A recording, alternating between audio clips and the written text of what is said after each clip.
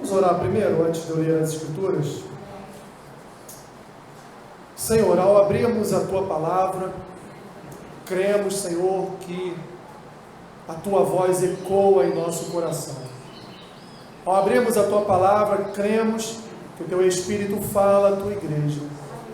Portanto, Senhor, te pedimos nesta manhã tão especial, onde nós nos alegramos por Tua ressurreição, onde nós estaremos daqui a alguns minutos assentados à mesa contigo, partindo o pão e compartilhando do cálice.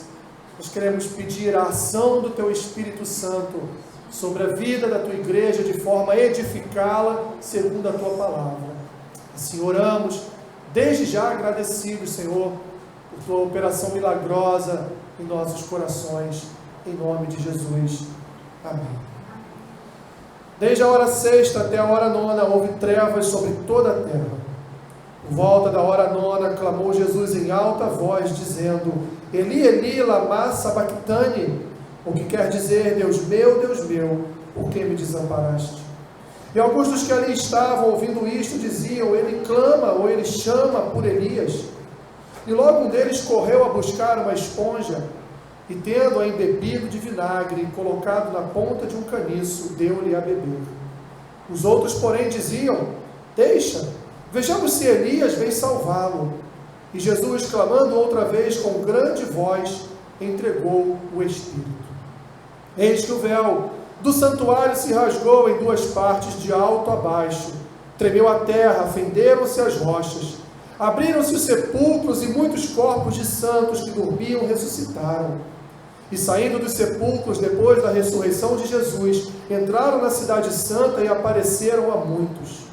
O centurião e os que com ele guardavam a Jesus, vendo o terremoto e tudo o que se passava, ficaram possuídos de grande temor e disseram: verdadeiramente este era Filho de Deus. Estavam ali muitas mulheres, observando de longe. Eram as que vinham seguindo a Jesus desde a Galiléia para o servirem. Entre elas estavam Maria Madalena, Maria, mãe de Tiago e de José, e a mulher de Zebedeu. Podem tomar assento, meus irmãos.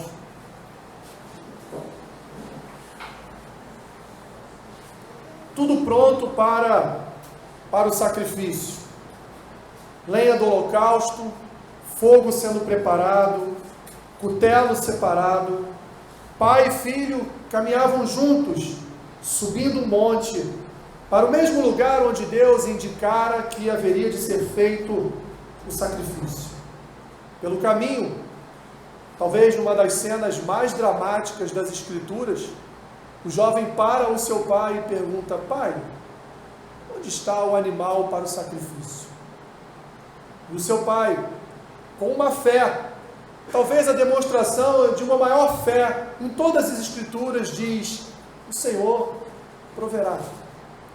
Eles continuam a caminhada, subindo ainda o monte. Ao chegar ao lugar onde Deus indicara para ser ali realizado o sacrifício, eles param. Abraão prepara todo o sacrifício, prepara a mesa, prepara a lenha, prepara o fogo. E ao deitar o seu filho, para, como assim Deus havia lhe pedido, entregá-lo nas mãos do Senhor, através de um sacrifício, Deus então olha o coração de Abraão e diz: esse homem verdadeiramente confia na minha providência. Deus então diz: Abraão, não sacrifique Isaque a mim, o sacrifício está ali. E quando Abraão olha, vê um cordeiro para o imolar e o sacrificar ao Senhor. Uma outra história registrada em Êxodo, de um povo escravo do Egito, escravo de uma outra nação. Do meio desse povo, Deus levanta um homem chamado Moisés. E esse homem, então, através do poder de Deus, através do Espírito de Deus habitando em sua vida, esse homem, então, se levanta como o libertador daquela nação. Esse homem se levanta como aquele que vai resgatar o povo das mãos do iníquo faraó do Egito. E Moisés, então, numa sucessão de pragas, lança sobre o Egito, então, maldições do Senhor, com rãs, com moscas, com pedras, com chuvas de pedras e enxofre. E ali então o faraó e todo o povo do Egito, atônitos, olham para o que o Senhor realiza através da vida de Moisés. E em todas as pragas que vieram sobre o Egito, nenhuma delas atingiu uma pequena cidadela onde moravam, onde habitavam justamente o povo de Deus. Saíam pela manhã da terra ou da cidade de Gósen, iam até os lugares onde eles faziam as construções para Faraó, e no entardecer voltavam para aquela cidade. E enquanto todo o Egito era atacado pelas pragas do Senhor, a cidade de Gósen só olhava, só vislumbrava os milagres de Deus para a sua libertação. Isto posto, como última praga, veio a morte dos primogênitos. O cordeiro separado, ou o cabrito, para aqueles que não tinham condições financeiras de comprar um cordeiro. Famílias reunidas em torno do comer daquele animal. E então, à meia-noite, já com os umbrais das suas portas aspergidos pelo sangue daquele cordeiro ou daquele cabrito, famílias dormiam tranquilamente em suas casas quando o anjo da morte passou, não pela terra de Gósen, porque lá o sangue do cordeiro estava nos umbrais da porta, mas passou pela casa de cada um dos egípcios, tirando a vida dos primogênitos de cada uma daquelas casas. Esta, meus irmãos, é a Páscoa do Senhor. Um evento conhecido no Antigo Testamento como Pessah, como o passar do anjo da morte, levando a vida dos primogênitos daquela terra, levando a vida de filhos daquela terra, para que o povo de Deus fosse, portanto, definitivamente livre e liberto da escravidão do Egito. Na Semana Santa, meus irmãos, o que nós vimos desde o domingo passado são vários atos preparatórios do Senhor Jesus, atos esses de preparação para culminarem em 2 dias. No primeiro dia, que foi a sexta-feira passada, onde ele entregou a sua vida, que foi o texto que nós fizemos a leitura, e no hoje, o domingo de aleluia, onde ele ressuscitou e trouxe no seu ressuscitar a nós a condição também de um dia ressuscitarmos nele, para vivermos a eternidade com Deus, nosso Pai e Criador. Tanto a história de Abraão e de Isaac, quanto a história de Moisés com aquele povo na Páscoa, em Êxodo 20, registram, meus irmãos, na verdade, uma imagem, uma ilustração daquilo que viria no futuro a acontecer, mas não agora através de um animal, de um cordeiro ou de um carneiro, não agora através da imagem de animais propriamente ditos, mas agora na figura, na pessoa do Deus encarnado, do Deus Emanuel, do Cristo, do Messias, do Jesus que veio para morrer. Pois ele nasceu para morrer. Ele nasceu já sabendo que um dia entregaria sua vida para um povo, o mesmo povo que Deus iniciou em Abraão, e o mesmo povo que um dia ele encerrará a vida nesta terra com a sua volta, com o seu segundo advento. Um povo, meus irmãos, desobediente, um povo, como vai dizer o próprio Senhor Deus para Moisés, enquanto este estava lá no monte, recebendo as tábuas com os 10 mandamentos, com a lei para o povo: Moisés, desça, porque este povo está fazendo algo terrível na arraial. Este povo é um povo de dura cerviz. Um povo, meus irmãos, que não merecia a morte de Jesus. Um povo, aliás, que merecia estar na cruz. Cada um de nós, meus irmãos, merecíamos estar naquele madeiro. Não foi Judas, não foi Pilatos, não foi Herodes, não foram os sacerdotes, não foi o sumo sacerdote, não foi o povo, não foram eles que tiraram a vida do nosso Cristo. Cada um de nós, meus irmãos, somos responsáveis por causa dos nossos pecados e das nossas iniquidades pela morte do Senhor Jesus. Porque naquele dia, na cruz, enquanto ele estava no madeiro, Ali estava sobre ele cada uma das nossas iniquidades. Aliás, a iniquidade de todos os homens, em todas as eras, em todos os tempos, em toda a história da humanidade. Até o nascimento do último homem, o seu pecado estará sobre Cristo naquela cruz.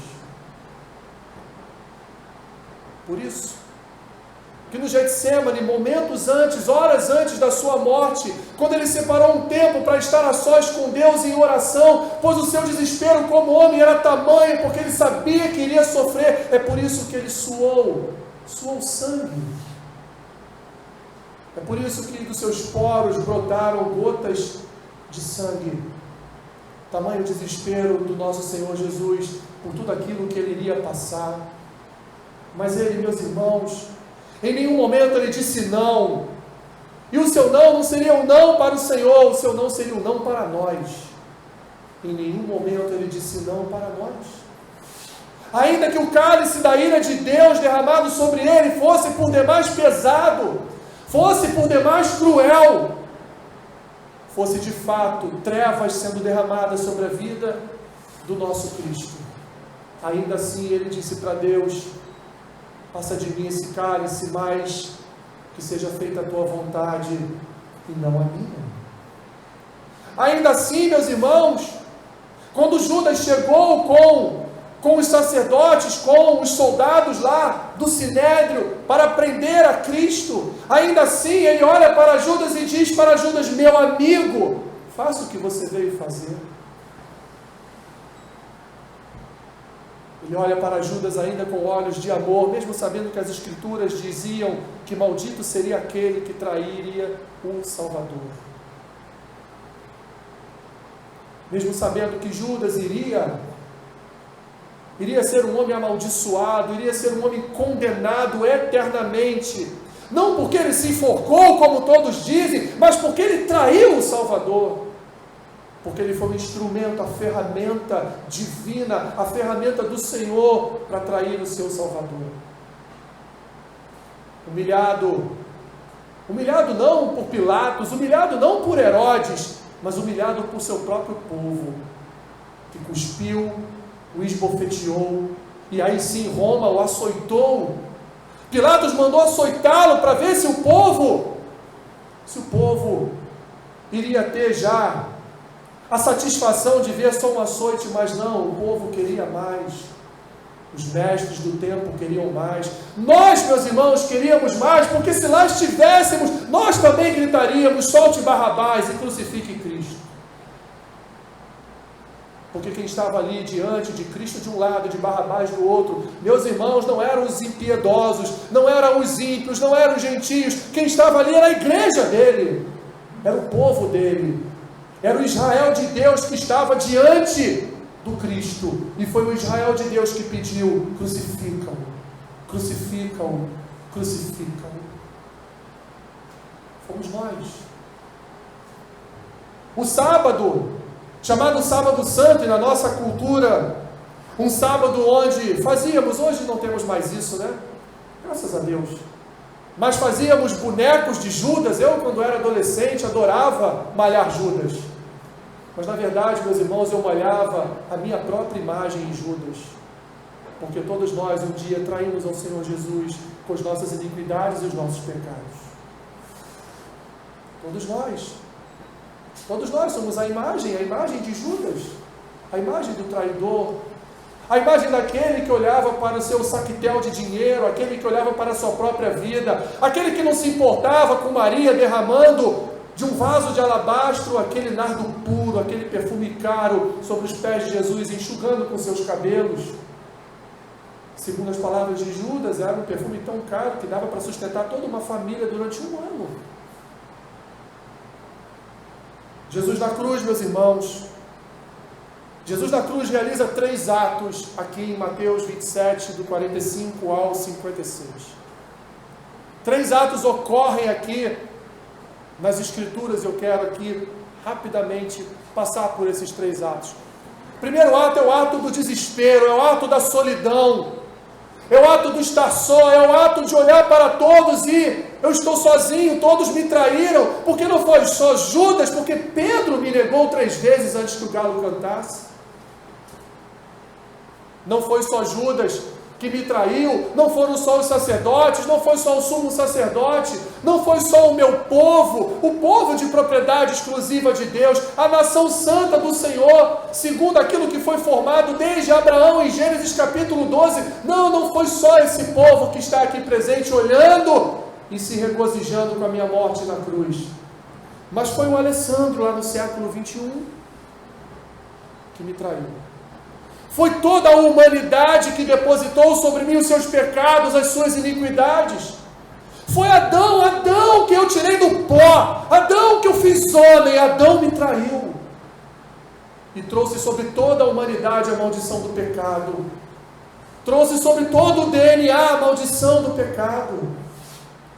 Tudo iniciou em Adão. Tudo iniciou lá. Foi lá que começou a minha traição.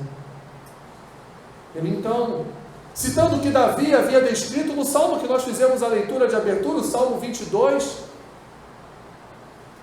ele pergunta ao pai, Eli, como diz no versículo 46, Lama sabachthani, Deus meu, por que o Senhor me desamparou?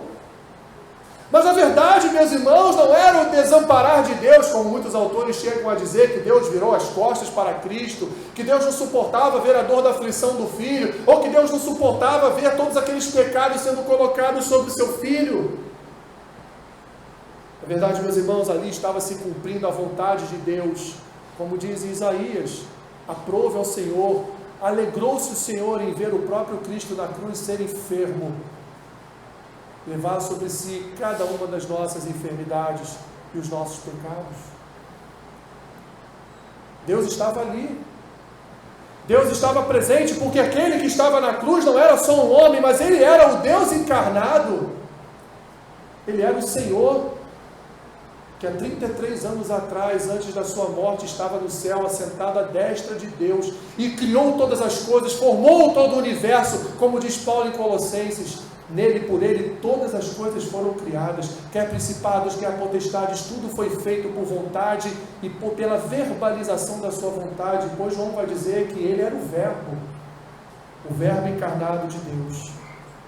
No seu primeiro ato, então, Jesus demonstra todo o seu desespero, todo o seu apavoramento como um homem posto naquela cruz, sentindo as dores dos pregos fincados em seus braços, em suas pernas, ou seus pés, propriamente dito.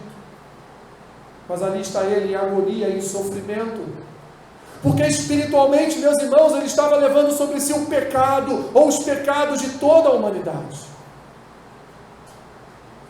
No segundo ato, Jesus então, já não suportando mais a agonia das trevas que tomou todo aquele dia, a agonia dos pecados, e não só dos nossos pecados, das nossas iniquidades, mas a agonia também das nossas enfermidades, que estavam ali sobre ele. Ele então, no versículo 50, ele clama outra vez ao Senhor, e com grande voz entrega a Deus o seu Espírito. Como um cordeiro em silêncio, levado ao matadouro, assim foi Jesus na cruz. Ele não gritou, ele não esperneou, ele não pediu, tire-me daqui, eu sou inocente. Ele era inocente. O seu julgamento foi injusto, o seu julgamento, aliás, foi inapropriado.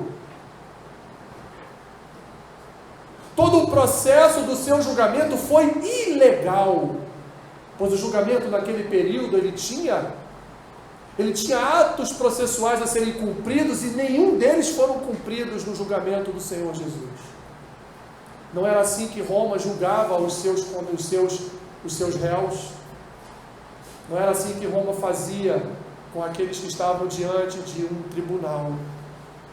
Mas ele ali então, como ato final, cumprindo aquilo que estava predito desde o Antigo Testamento, tanto na lei mosaica, no Pentateuco, quanto nos Salmos, quanto principalmente nos profetas, Jesus então derrama sua vida, entrega o seu Espírito ao Pai, com todas as iniquidades do homem, com todos os pecados do homem, com todas as doenças e enfermidades dos homens. E como ato final, meus irmãos, como ato final e milagroso, além de suportar sobre si os nossos pecados, as nossas enfermidades, as nossas dores, além de cumprir aquilo que estava predito no Antigo Testamento e ali entregar o seu Espírito a Deus, Ele ainda, meus irmãos, no último ato de graça, de misericórdia, de amor e de bondade para com o seu povo, Ele nos dá a possibilidade de nos achegarmos ao Pai, sem um sacerdote mediador, sem um sumo sacerdote mediador, pois Ele rasga o véu do templo de cima a baixo, abrindo o caminho para o povo chegar a Deus. Meus irmãos, a sua obra não foi só morrer na cruz. A sua obra não foi só ser pregado no madeiro, mas a sua obra vai muito além daquela obra de ser pregado no madeiro, de ser amaldiçoado no madeiro, pois quem morria por crucificação era um maldito. E não só ele, toda a sua casa se tornava amaldiçoada por sua morte na cruz. Aquele homem, meus irmãos, o nosso Deus, o nosso Salvador, o nosso Senhor, ainda nos reconciliou com o Pai. Ele ainda, como último ato de bondade, Ele rasga o véu e diz para nós: Deus está agora à disposição da sua igreja. Deus está agora a ouvir as orações da sua igreja. Já ouvia antes, mas agora nós temos o livre acesso, porque Jesus é o nosso mediador. Ele é o mediador entre Deus e os homens. Ele é o mediador santo, que intercede por nós, que advoga as nossas causas, por enquanto, porque haverá um dia em que Ele voltará para julgar, e não mais para proteger, guardar e advogar as nossas causas, mas Ele voltará para julgar cada uma delas. Como último ato, então, meus irmãos, como está no versículo 51, eis que o véu do santuário se rasgou em duas partes, de alto a baixo, tremeu a terra, fenderam-se as rochas. E nesse mesmo instante abriram-se sepulcros, e muitos dos santos que já dormiam ressuscitaram. Jesus, meus irmãos, cumpriu a vontade do Pai, cumpriu a sua própria vontade, que foi trazer a nós a reconciliação com Deus, trazer a nós o perdão de Deus, esse perdão liberado sobre as nossas vidas, numa expiação única, pois Ele foi o Cordeiro Vicário, Ele foi o sacrifício definitivo, pois hoje não precisamos mais de cordeiros, de carneiros, de ovelhas, de pombos, de pardais, não precisamos mais imolar nenhum animal, porque o principal dos animais, ou o principal dos cordeiros, já foi imolado pelo próprio Senhor naquela cruz. E ali, tivemos em nós os nossos pecados expiados. Recebemos do Pai, meus irmãos, através do sangue do Filho, o purificar, o lavar regenerador das nossas vidas. Mas não acabou aí. Ainda faltava o segundo ato principal, pois Cristo não se preparou só para morrer. Ele dizia aos seus discípulos: olha, é necessário que eu vá, mas ao terceiro dia eu ressuscitarei. É necessário que eu morra, para que vocês possam ser reconciliados com o Pai e receber do Pai o perdão pelas suas iniquidades. Mas eu não vou habitar a morte para sempre. Ao terceiro dia, o Filho do Homem ressuscitará. Capítulo 28 de Mateus, meus irmãos, diz assim: no findar do sábado, ao entrar o primeiro dia da semana, Maria Madalena e a outra Maria foram ver o sepulcro. E eis que houve um grande terremoto, porque um anjo do Senhor desceu do céu, chegou-se, removeu a pedra e assentou-se sobre ela. O seu aspecto era como um relâmpago, e a sua veste alva como a neve. E os guardas tremeram, espavoridos, e ficaram como se estivessem mortos. Mas o anjo, dirigindo-se às mulheres, disse: não temais, porque sei que buscais Jesus que foi crucificado. Ele não está aqui, ressuscitou como tinha dito. Vinde ver onde ele jazia, e depois depressa, e dizer aos seus discípulos que ele ressuscitou dos mortos, e vai adiante de vós para a Galiléia, ali o vereis. E como vos digo, e retirando-se elas apressadamente do sepulcro, tomadas de medo e grande alegria, correram a anunciá-lo aos discípulos, e eis que Jesus veio ao encontro delas e disse: salve! E elas, aproximando-se, abraçaram-lhe os pés e o adoraram. Então Jesus lhes disse: não temais, e de avisar a meus irmãos que se dirigam a Galiléia, e lá então eles me verão.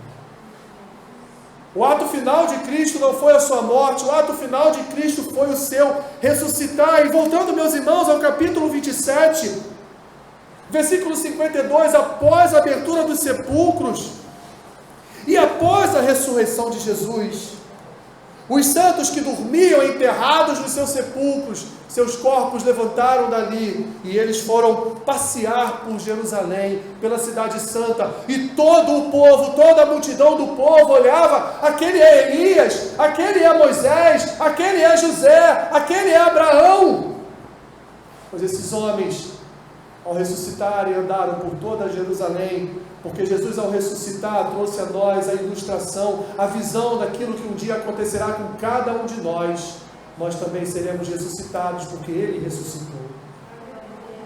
E agora então, meus irmãos, Ele cumpre então todos os seus atos preparatórios que vão culminar na sua ressurreição. Ele cumpre então aquilo que é predito no Antigo Testamento. Ele cumpre então aquilo que foi predito por sua própria boca, quando Ele disse que ressuscitaria. Ele cumpre então aquilo para o qual Deus o chamou, trazer sobre nós a justificação para os nossos pecados. Trazer para nós, meus irmãos, a novidade de vida. Trazer ao nosso coração uma nova identidade, porque antes quem habitava em nós era Adão, mas agora habita em nós um novo Adão, que é Cristo. Recriando em nós, reformando em nós, meus irmãos, a imagem e semelhança do Pai, que antes estava perdida nos nossos delitos e pecados. Como vai dizer Paulo em Efésios capítulo 2, nós estávamos mortos em nossos delitos e pecados. E ele vai continuar em Efésios capítulo 2, nós éramos conhecidos como filhos da ira, nós fazíamos a vontade da carne, nós fazíamos a vontade do príncipe da potestade do ar, nós fazíamos a vontade do mundo. Mas a partir do versículo 4 do capítulo 2 de Efésios, Paulo vai dizer: mas Efésios, alegrem-se, porque Deus, com seu amor, com a sua bondade, enviou a própria graça encarnada na figura de Cristo, e agora pela graça sois salvos mediante a fé no Cordeiro de Deus. O mesmo Paulo que vai dizer, meus irmãos, lá em Romanos capítulo 3, que nós precisávamos ser justificados pela obra de Cristo. O mesmo Paulo que ainda em Efésios vai dizer: essa fé que se move em vocês, que fizeram vocês crerem na graça salvífica de Cristo, essa fé não é de vocês, essa fé não vem de vós, ela é dom de Deus, para que ninguém se glorie, para que ninguém um dia bata no peito e diga: eu escolhi servir a Cristo. Nós não escolhemos servir a Cristo, Cristo escolheu nos servir, e Cristo escolheu nos escolher para a sua igreja. Se estamos aqui hoje, meus irmãos, se somos participantes de uma comunidade de fé, se somos membros de um mesmo corpo, só o somos porque um dia Deus, por Jesus, através do Espírito, olhou para nós e tocou o nosso coração, e ali então converteu-nos à sua obra. Ali então regenerou o nosso coração, para que hoje andássemos em novidade de vida, aguardando o dia do retorno do Salvador, porque assim como Ele prometeu que morreria e morreu, assim como Ele prometeu que ressuscitaria e ressuscitou, assim, meus irmãos, Ele promete à sua igreja: um dia eu voltarei para resgatar o meu povo, a minha igreja, e um dia todos vocês terão seus corpos transformados, glorificados, como diz o apóstolo João na sua primeira epístola. Os nossos corpos serão como os corpos de Cristo, os nossos corpos serão glorificados como o corpo de Cristo, os nossos corpos serão como o do nosso Senhor e Salvador. E cada mês, meus irmãos, cada mês que nós nos assentamos à mesa com Cristo, celebrando a sua morte e ressurreição, partindo do pão, compartilhando do cálice, nós nos lembramos sim da sua morte, nós nos lembramos sim da sua ressurreição. Hoje, domingo de aleluia, nós nos lembramos aqui da sua ressurreição, lembramos do passar do anjo da morte lá no Êxodo capítulo 20, lembramos da oferta que Abraão estava levando a Deus e Deus o impediu de entregar, lembramos sim da obra de Cristo na cruz, lembramos do seu ressuscitar, mas lembramos, meus irmãos, principalmente que fomos salvos pela graça. Comemoramos e celebramos também a salvação de Cristo sobre nós.